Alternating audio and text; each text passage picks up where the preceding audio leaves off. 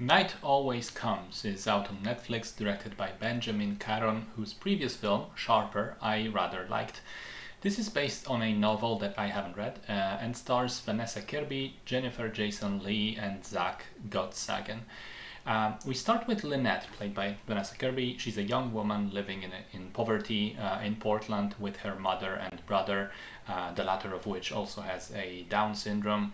The poverty is not for lack of trying. Lynette works multiple jobs, including occasionally as a sex worker. She and her family are at serious risk of losing their house and being evicted from it.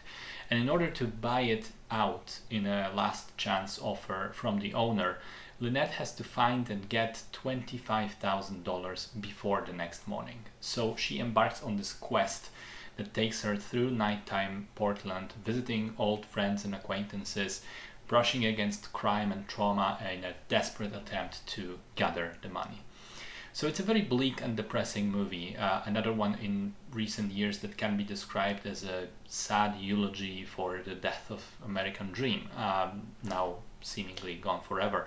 It features people who live in poverty, on the margins of law and society, trying to scrape by to make ends meet and often fail despite their best intentions, or in some cases being willingly criminal and abusing others and abusing the law to get ahead in life. It is also a film reminiscent of Good Time, the 2017 Safdie brothers movie with Robert Pattinson. Similar structure, similar themes, vibe, except this one is less stressful and its protagonist is more of a victim than a criminal.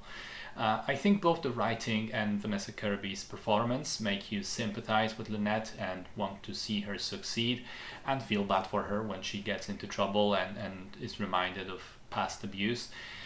I think the film has a good rhythm, sort of punctuated by each of the subsequent encounters with various characters throughout the night and the kind of ticking clock being used as a chorus. If there was one thing I'd criticize, it's the tone of the ending. I think the film aims for a hopeful note, which I'm not exactly sure it earned.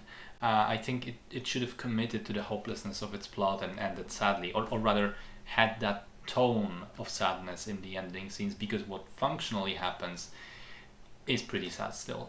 Good supporting performances, good cinematography. Remarkably, this does not look like a typical Netflix movie. It has film grain and neon lights and isn't afraid of shadows and contrasts, so good job on that front. I liked it. I think it's an okay film with a really good central performance, and again, if you end up enjoying this film, be sure to also check out Good Time, because that one is even better.